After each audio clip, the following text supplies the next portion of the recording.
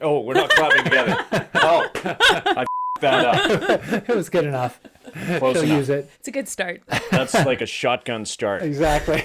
That was like a false start. All right, everyone take a sip. Yeah, all right, Chug, should we like do these as shooters? Did you guys see what I picked? I picked it solely based on the name of the beer, which is Easy Answers. I thought that was appropriate for Easy answers. energy versus climate. I like that because My impression is there's so many varieties of beer right now that the honest truth is when I go into shop, I just go by the name because there's always another name 6 months later, so I have no idea. I'm a real sucker for cosmetics on cans. Yeah.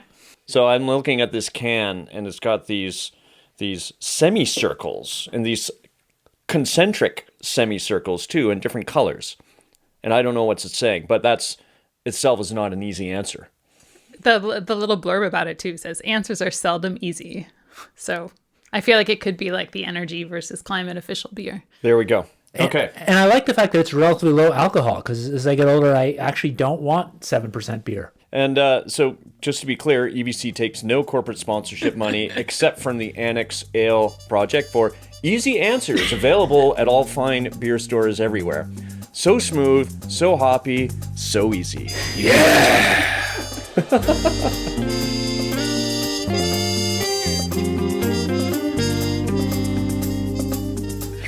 All right, so today is a very special EBC day because while we've done recordings without guests, we've done recordings following kind of different formats like we did with our careers episode.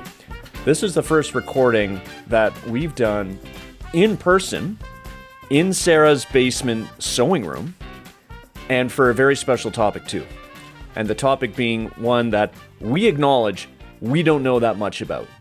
And the topic is cryptocurrency, and given that it's EVC, its implications for climate and energy. Is that a fair summary? Yeah, I think so. You left out the beer. Oh, that's right. I left out the most important thing after I'd give the plug for Easy Answers by the Annex Ale Project, that we decided to do this in person, and we're going to do something that you're not supposed to do, and that is mix drinking with media. We are drinking and recording at the same time.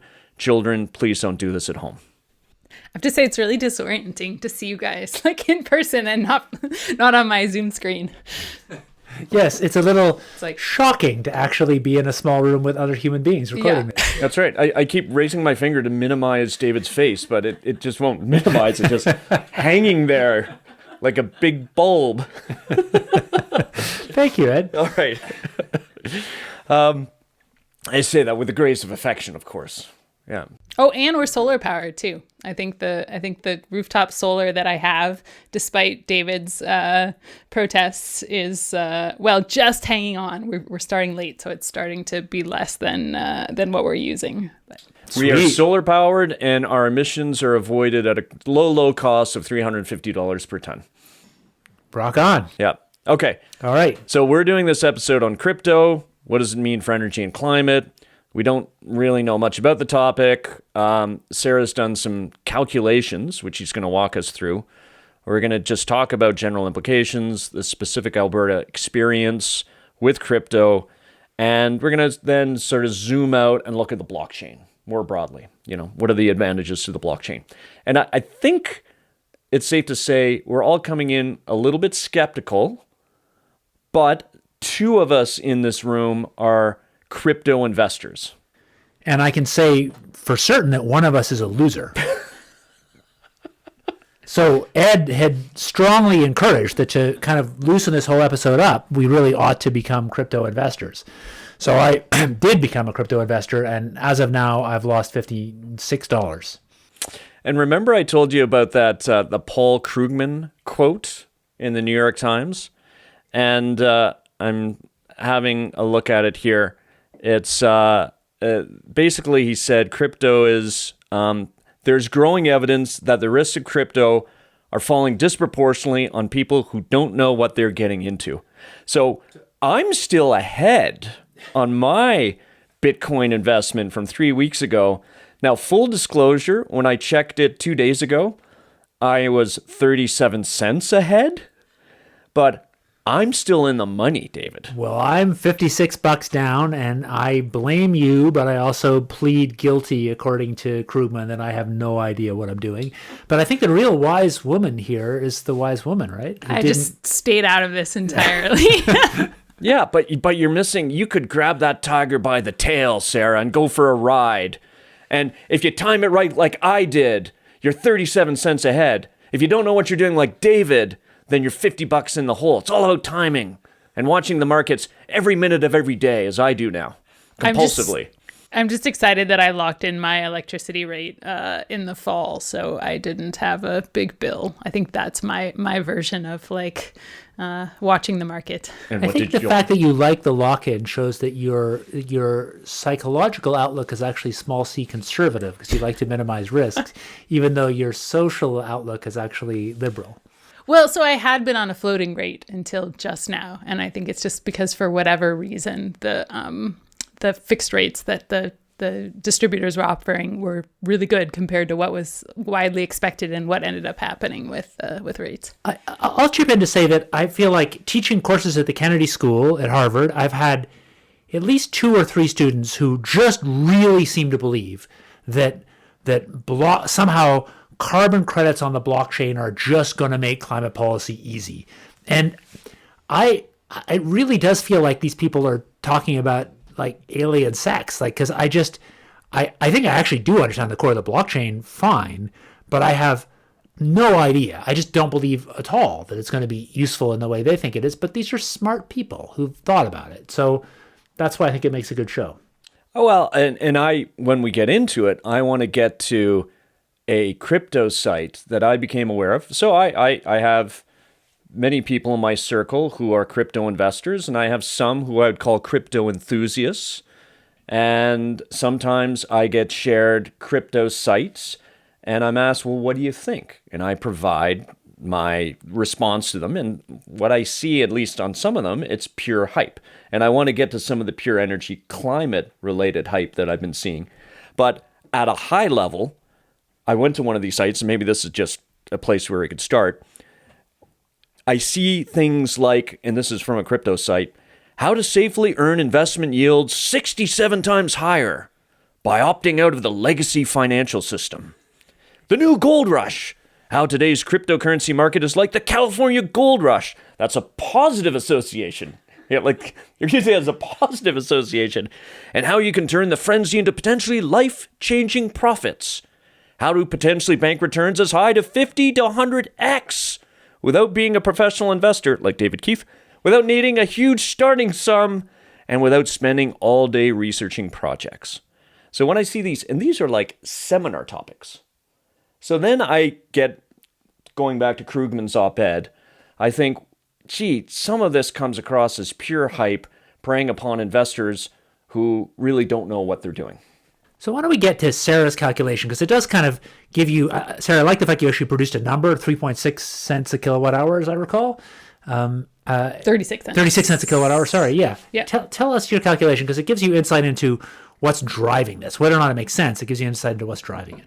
Yeah, so what I did was, and I hope this is right, I'd love to do some double checking, I guess, but I looked at basically what is the value of the Bitcoin on a per kilowatt hour basis of the energy that it costs to mine. And so I did that by taking these numbers. This one I got from the New York Times about the amount of kilowatt hours that it takes to mine Bitcoin. They actually, for whatever reason, gave it in terms of yearly household consumption in the US. So I guess that gives a sense of sort of how much that is. So mining one Bitcoin uses somewhere between 9 and 13 years worth of a household's electricity consumption.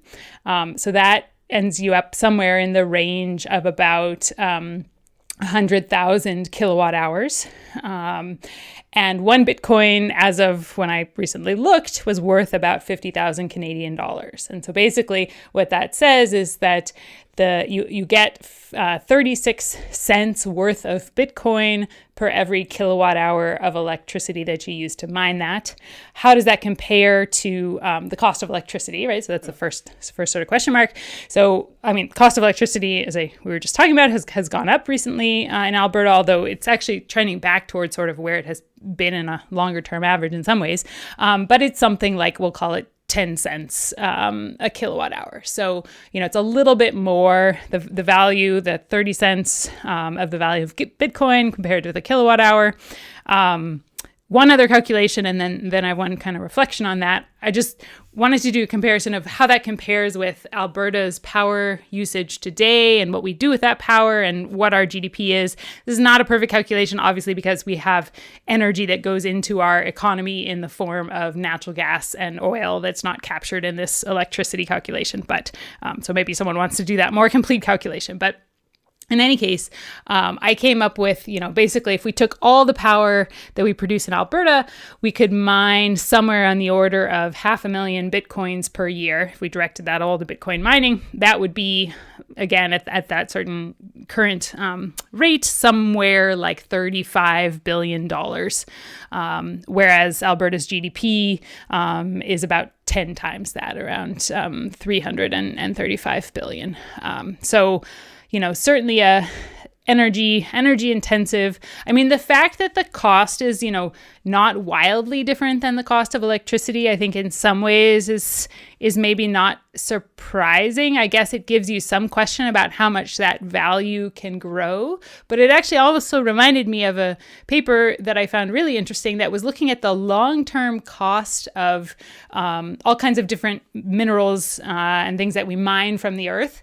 And actually the energy cost of extracting those was a big portion of that cost, right? So essentially, it's sort of, I don't know, I guess it made some intuitive sense to me that this is sort of tied to the energy that goes into it in some way. Maybe it varies more as the price varies, but yeah, there you go. And I guess I still am not convinced that that's the most useful thing that you can use that energy for. But not convinced.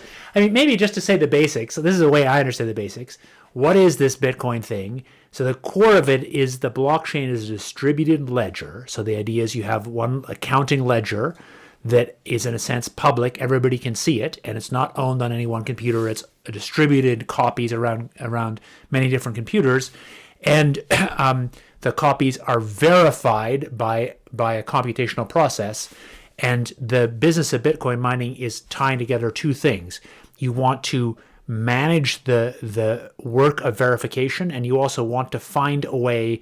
So you want to encourage people to do the verification that says that all the different distributed ledgers are the same, and as a reward for that, you're going to pay them by expanding the money supply, by creating new Bitcoins. Mm-hmm. And so I think it's actually not an accident that at this point the thing is expanded, so the marginal cost of making Bitcoin electricity is not that far off the cost of electricity, because computer hardware is so cheap, that's where it goes. What isn't clear to me is how hard it would be to come up with something that had the benefits of Bitcoin to finance, forgetting the bigger questions, but just we assume that a distributed ledger not owned by any government currency is a good thing. Can you do that and not have this big computational cost for, not have this mining trick? And I think the answer is there are ways to do that. Well, and this begs the question of what's the highest end use of electrons? And given we know with climate models that we need to increasingly electrify mobility and heat, and that's going to require more electrons, not less electrons. So electrons already, they're a rare and valuable commodity. They're going to become increasingly so as we have to bring on new electricity supply. And relative to the benefits, the societal benefits or disbenefits from anything that's using those electrons. And we can talk about mining, you can make an argument that mining justifies the benefits that we get justifies the environmental costs or oil and gas. You can make the counter argument. I don't think we've really had that argument with crypto yet. Now with blockchain, so my understanding of the benefits of it, there are very clear security benefits, very clear instant traceability benefits, speed and efficiency benefits. So there's lots there with the blockchain that if you're a company or if you're the US government or you're the Ukrainian government right now, that you want to use the blockchain for those benefits. So yes, when it comes to crypto and you apply those benefits essentially to, currency, then are there the same, do those same benefits exist? And that's where it gets a lot muddier to me. Now, when I go and listen to the crypto enthusiasts, they argue very passionately in favor of decentralization of currency and against fiat currency, and that the centralized banks are the ones who are basically suppressing a lot of wealth, and by extension, they're suppressing freedom, and by extension, they're suppressing peace. And then it goes, a couple steps into the harder to defend and beyond reason. That's the one I will acknowledge on this episode. I just don't understand. When I look at it and I poke at it a bit, it seems a lot like hype, but I frankly just don't understand those overall societal benefits. I mean, I think this comes down to stuff that none of the three of us, I think, know enough about, which is like how useful is government monetary policy to managing out economic social cycles in capitalism, where I don't think any of us are experts. But I think it's fair to say, and it's obviously pretty relevant to talk about today, because the Fed is just raising rates, that societies have got better at managing business cycles, and that the system of central banks' goal is to manage business cycles in an intelligent way that is overall somehow a public good.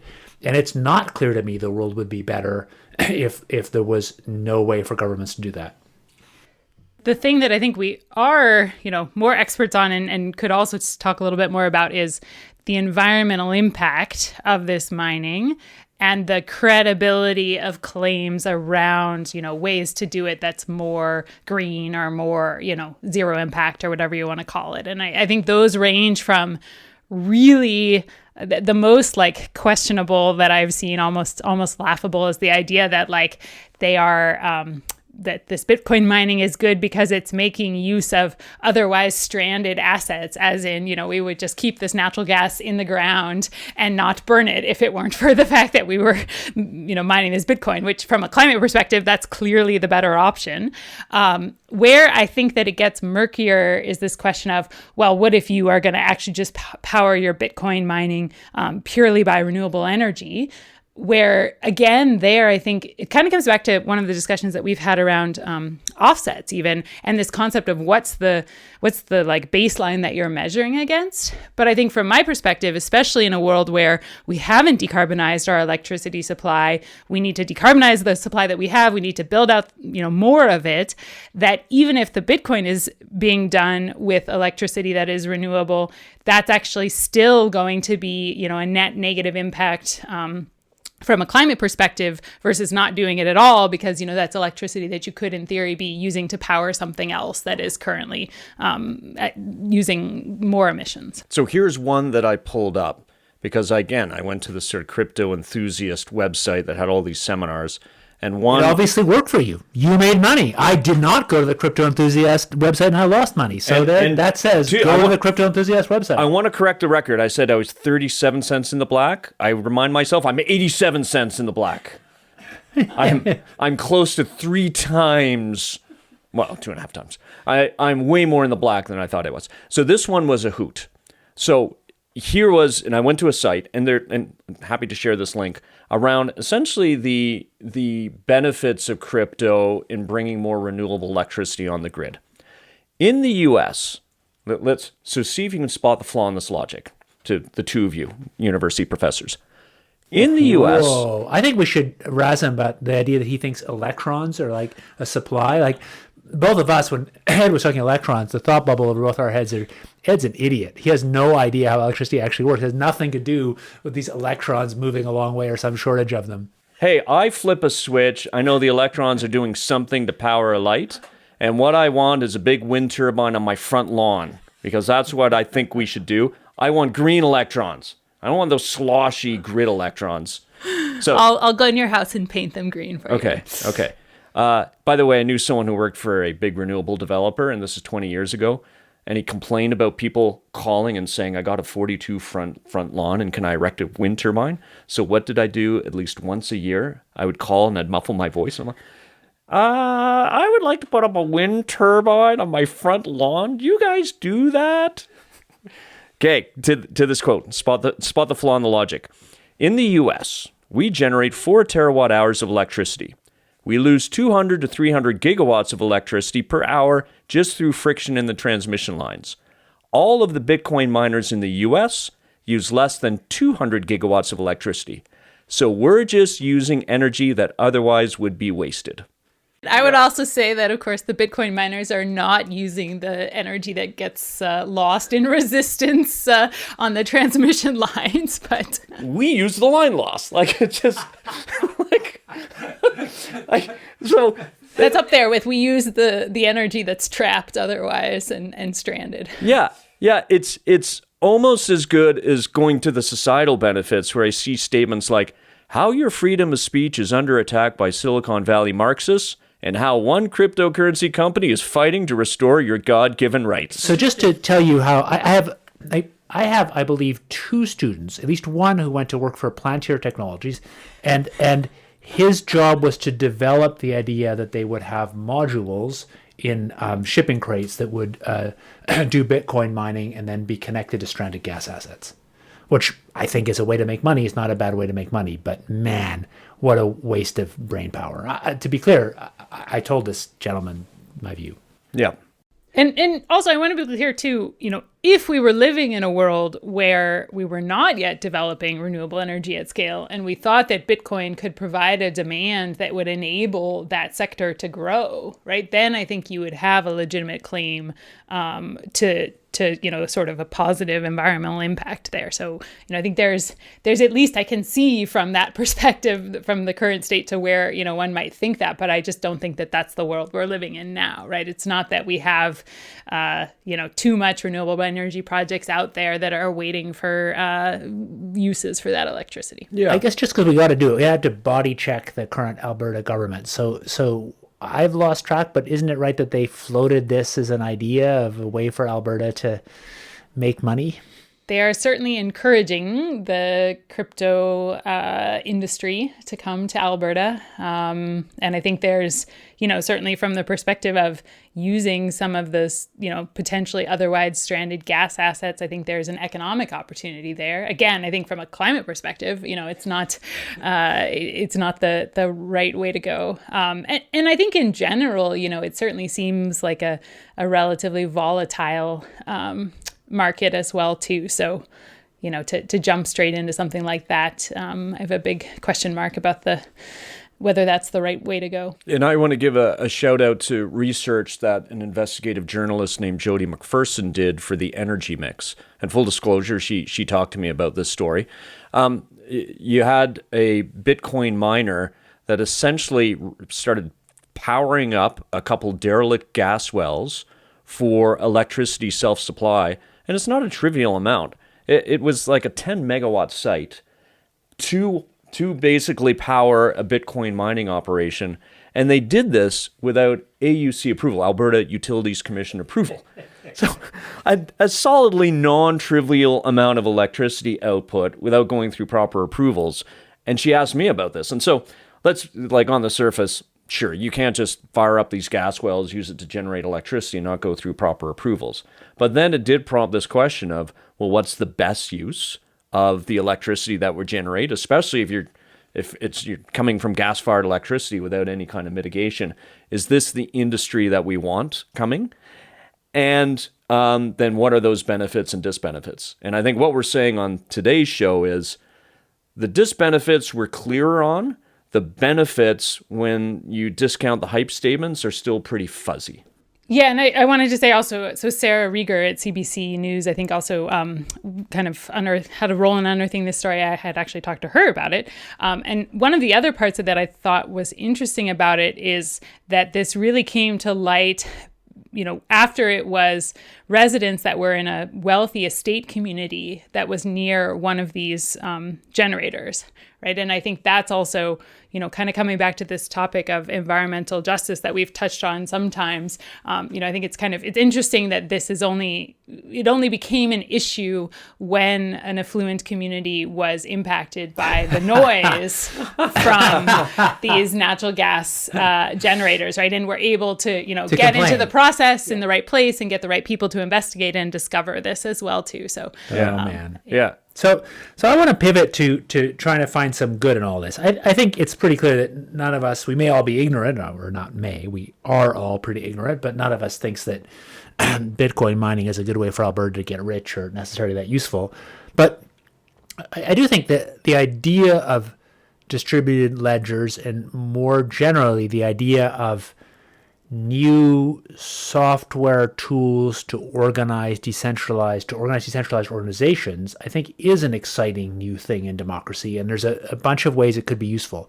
So I'd like to maybe start with the thing that these students have said to me, that somehow it would be really useful for carbon markets. So the idea is somehow it could allow somebody who has some way to save carbon to be able to make an exchange that was guaranteed and outside government to somebody else who wants to pay for an offset.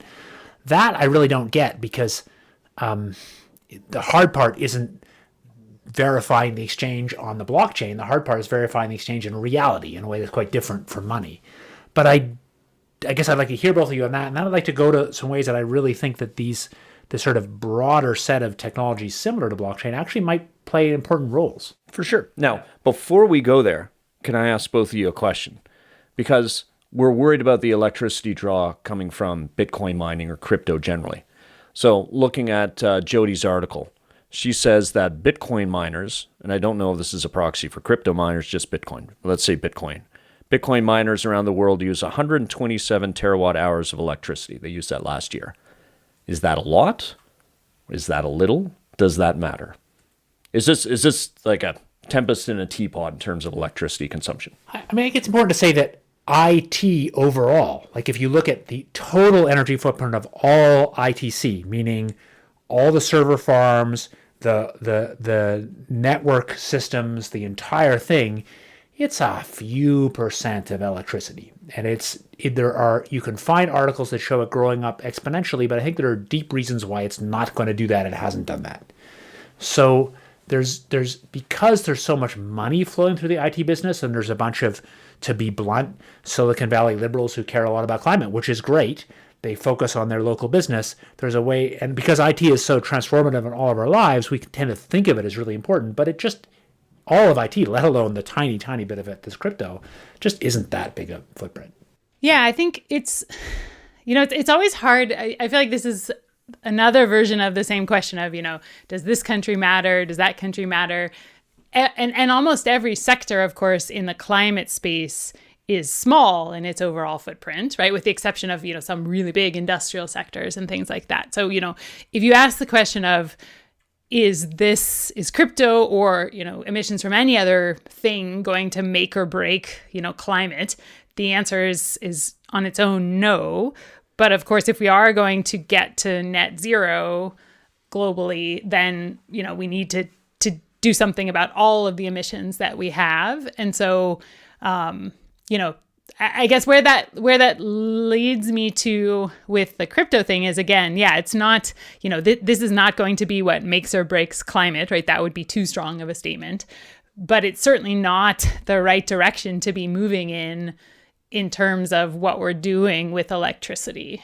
Yeah, but I want to go more generally. I think I'm skeptical about the IT industry generally thinking that much effort about managing their carbon footprint, because the fact is it's almost all electricity. And it's pretty clear this is really about decarbonizing electricity. It's not like we're not going to go back to the Babbage engine and have like a direct mechanical drive shaft between a wind turbine and a computer. That would be a non-electrically, there's no version of that that's going to make sense. So this is really, it just automatically gets decarbonized when electricity gets decarbonized. And I think there may be ways in which very high computational loads are so valuable to society, you really do get the overall energy in ITC going up a lot. But I'm kind of skeptical. I think there's some deep reasons it's self-limiting. And so one example is Microsoft, which may not be the biggest IT company in the world now, compared to Google or Apple. I don't know. But I think it's like 10 million tons per year, which sounds like a big number. Now, we're producing 52 billion tons of CO2 per year. It's equivalent to one coal-fired electricity plant, say here in Alberta, for its global operations. That's pretty small. Yeah. So when Microsoft says, we're going to go back and we are going to through carbon removal technologies, try to negate not just our annual emissions, but our historic emissions, it's dealing with a pretty small number. Exactly. And that might be useful if it drives some technological change. I think the point is that so I agree with you, Sarah. Well said that each sector individually isn't that big. But I think the point is there are some sectors that are particularly different or hard. So however we're going to decarbonize aviation or heavy transport or cement, we really need to figure out something different to do. But something that just, from the point of view of the energy system, a generic electricity client, I think we don't really need to pay that much policy attention to. We just need to figure out how to decarbonize electricity. Yeah, agreed. And maybe the role of the tech companies is less trying to get them to drive down their emissions. If their emissions are relatively small, and looking at what they're doing, like what the tech companies, the Stripes, the Shopifys, and the Microsofts right now, is they're creating future carbon markets. They're basically investing at exorbitant amounts, $600 to $700 a ton, to buy frontier carbon offsets from technologies like carbon removal.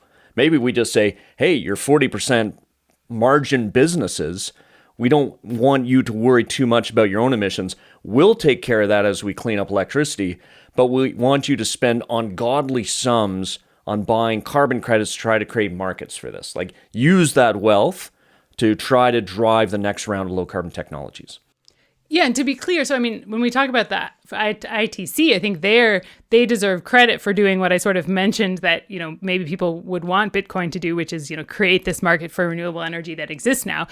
There was a role that, the Microsofts and Apples and others played in corporate procurement, right? And that did actually, I think, move the needle on deployment of renewables in a meaningful way. So yeah, I don't think I think we're agreeing a lot in terms of like, the ITC sector in general is not the big climate problem, or, it's not particularly challenging, and it is all about cleaning up the supply of electricity. I think my point is just, while we are now in this period that we have to go as fast as we can to decarbonize the electricity that we have and the ones that we're going to need when we electrify more, doing things that require more electricity, is sort of a step in the wrong direction. Because also, while electrify almost everything, is the sort of, I think, a very good explanation of what we have to do as part of climate policy, many of those pathways also include the ability to reduce the amount of demand, right? So, I mean, part of electrifying is, energy efficiency, but also, when you talk about material efficiency and all these other things too. So it's not big enough to be, as I said, the make it or break it, but it's like, it still doesn't seem like a step in the right direction given where we need to go. So if I could summarize a couple things then, because when I hear of crypto, people worry about the energy consumption first and foremost, when they talk about the negative environmental impacts. And we're saying it's definitely a step in the wrong direction, but compared to the environmental impacts from other industries, cement, steel, oil and gas, how we move people around, how we make food, it's relatively small. But then on the flip side, when I hear the crypto enthusiasts say, wow, we're creating this financial impetus for new renewable electricity to come online because we're creating the demand for new electrons, unless they're actually, like Amazon is doing or other companies, working directly with renewable energy companies and virtual PPAs, then that's a really a weak argument. There's no direct link. All they're doing is creating new demand for electricity, and that could be satisfied from any number of ways, including unmitigated gas-fired electricity.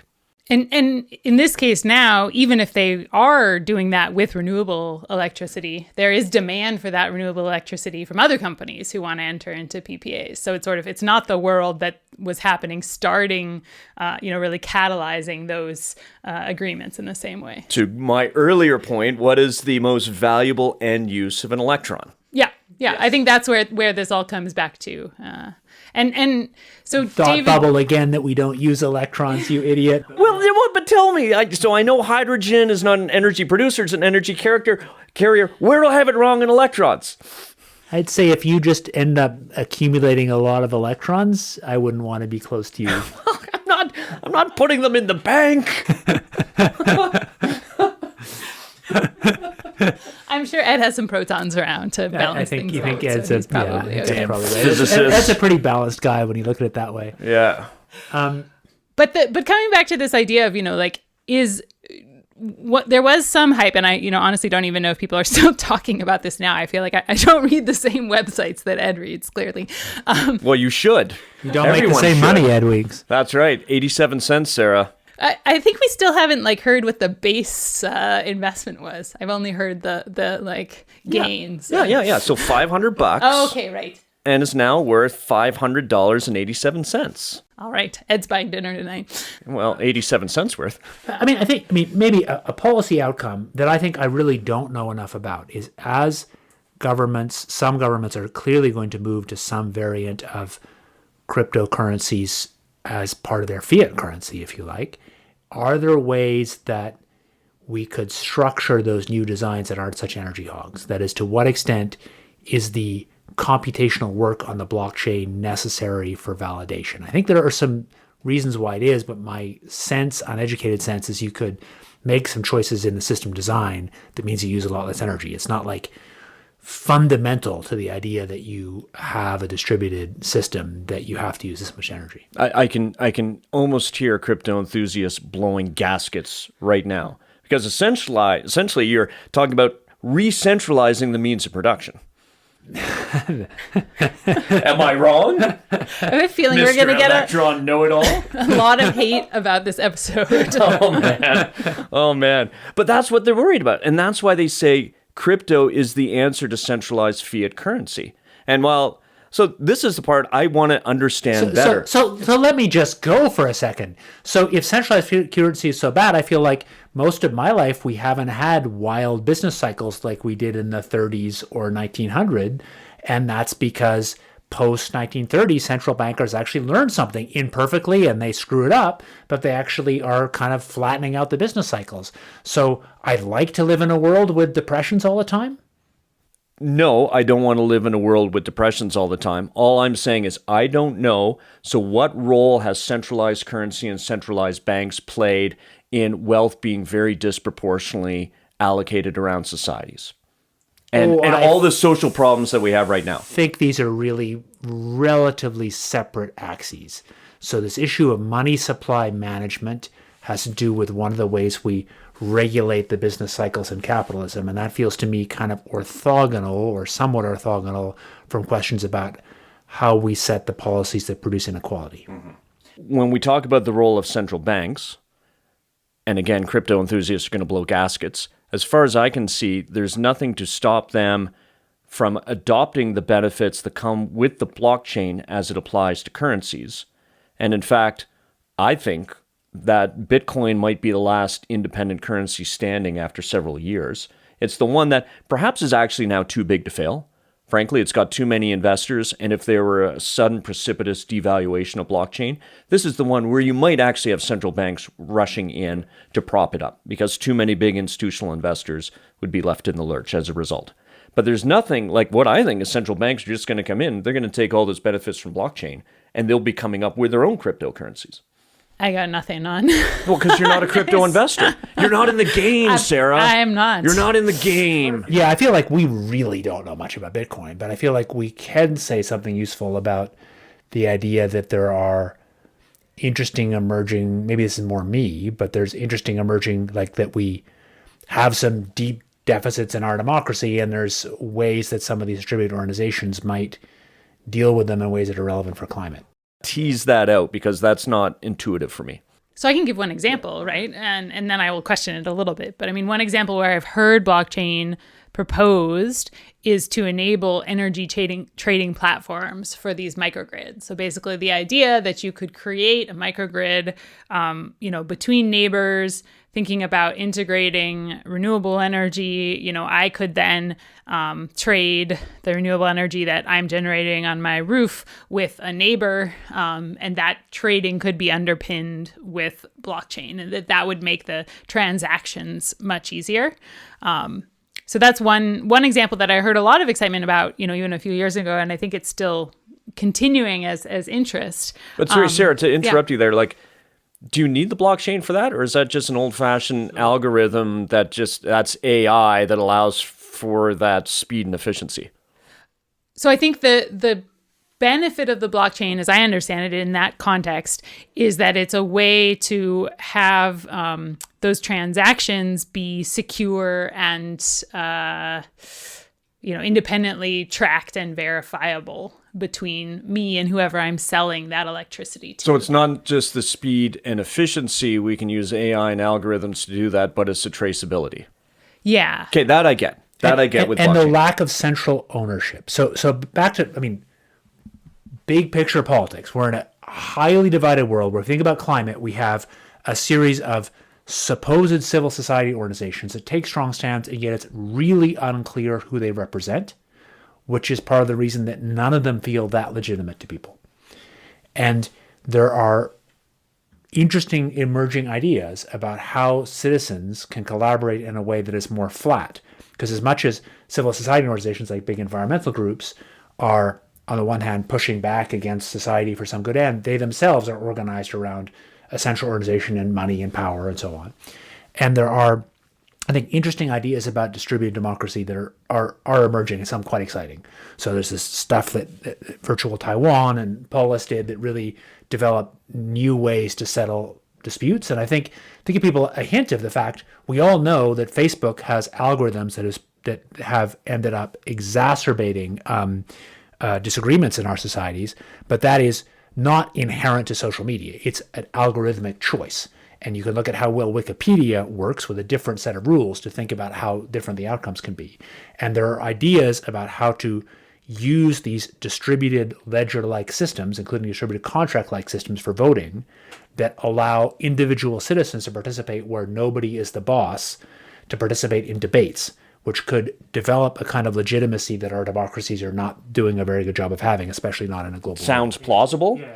I don't understand Fair enough. how in the NGO world that would work, but I'm really keen to better understand it. Fair enough. And that's about all I can say. Yeah. Okay. So I do have a comment on it, though, because I think that when it comes to anything that's integrated to the system that we have today, it's not sufficient, right? And there are still barriers that are not about the transaction. So if I go back to my microgrid example, even if I want to use blockchain to sell you, my neighbor, my excess solar, as long as I'm still connected to the grid in Alberta, there's all kinds of rules about, what I can and can't do. And so those are going to sort of getting through those barriers are, in my mind, a harder problem than dealing with how we're going to track the transactions.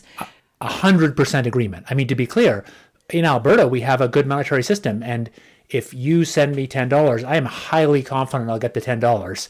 The issue is, did you give me the object for the $10? If you're trading electricity, that's in the electricity trading system, which I want to be regulated. Mm-hmm. So I think the blockchain adds nothing. Okay, because that's one. So I think it's about can you find those places that are sufficiently disconnected from existing systems where blockchain can then help, and maybe you can. I just don't know. So to me, the interesting one are distributed social systems or systems about voting, where you have organizations that don't have that allow citizens to participate in a way that ties to their identity, but that doesn't have somebody in central control. Mm-hmm, mm-hmm. Okay. But how is that different from social media? No one is centrally controlling social media. I think one way to think about it is a form of central. I think the idea is these are kinds of social media. So the software Polis that was used by Virtual Taiwan calls itself a specific kind of social media. The issue is a social media that's been designed to allow diverse, complicated publics to see what the range of views is and see what some of the agreements are, which facilitates negotiation. So essentially Google or Facebook stripping out the algorithms and allowing people to use something, social media, in a way that doesn't produce biased responses based on their preferences. Yeah, but using it, I think you wouldn't want Google or Facebook to be running it, which are really big for-profit companies with strong interests. Mm-hmm. And I think the idea is building software like this that can be used to allow groups of citizens to come to coherent views. And if those groups of citizens are sufficiently diverse and can show they are, those views ought to carry real weight. So if you think about climate policy in Canada right now, we have a bunch of civil society organizations, some funded by the oil patch, some funded by liberal donors who give money to NGOs. Each of them, it's very unclear who they really represent. And so they all shout in the media, but people in the middle are left really not knowing what's legitimate, because we don't actually have a way for the Canadian citizens in a truly kind of randomly selected way to actually have structured arguments and come to conclusions. If we did, I think it could have a really profound impact on public policy, as has happened in some places. Mm-hmm. Okay. So I'm open to that idea. You've explained it. It's still not intuitive to me in terms of how it's going to improve upon existing voting systems that we have or a Twitter poll. But I'm open to the idea it could be an improvement. So with voting, we only get to vote for we only get a single vote every 4 years, and we can't divide by topics. So we don't get to vote separately on gay marriage and carbon taxes and regulation of GMOs. And that's because the system was designed in a world before we had these communications, but it's not obvious that that's the right way to run a modern democracy. But in Alberta, I just voted on daylight savings time, whether to keep it or not, in a referendum. So that, this is what I say. So we have referenda all the time. And they're well run, and Albertans come in. It happened to be tied to municipal election. We had a number of questions on there. Again, I'm not sure the blockchain, its improvement on governments just running more referenda. In a government referenda, the government sets the question, and there's no way to have a more open debate first about what the range of views are. I think there's some evidence that actually, and maybe this is just naive optimism, but if you allow people to express their views with a structure that tends to get people to look for agreements, you can do a lot better than our current governments are doing. So, Sara, how the heck do you put this all together? Are you going to invest your money in crypto? What does this all mean? So I think I'm staying out of crypto, not only because of the environmental impacts, but just because I don't have that appetite for risk. Maybe Ed will still convince me otherwise. But I think I'm not much changed on this view of, at the end of the day, if what we're trying to do to our economy overall is electrify a lot of stuff and clean up our electricity grid, then moving into crypto in a big way in Alberta, in particular, I think is the wrong direction to be going. I think I went going in thinking the environmental downsides associated with crypto are quite significant. And when we put it relative to other industries, I think maybe it's pretty small potatoes in the grand scheme of things. To your point, Sara, in spite of that, producing a bunch of electrons to power crypto mining operations isn't probably the best use of those electrons that we're producing. I think we could be using them in a bunch of different ways. To our discussion about just the blockchain, I can understand at the kind of the basic level in terms of secure transactions. I think some of the benefits of the blockchain. I'd like to know more about what you were saying, David, around how the blockchain could actually enhance public discussion, debate, policy, and democracies. I don't quite get it yet, but I'm really open to better understanding it. I think my big conclusion here is that none of us understand this very well, probably least of all me. I think it's pretty clear that none of us think it's good for Alberta to go into big-time Bitcoin mining. But I also think there's some clearly set of new ideas here around distributed organizations. The idea of Bitcoin distributed currency, but there's other ideas for distributed organizations, some which might end up being important to politics around climate. Why do I say that?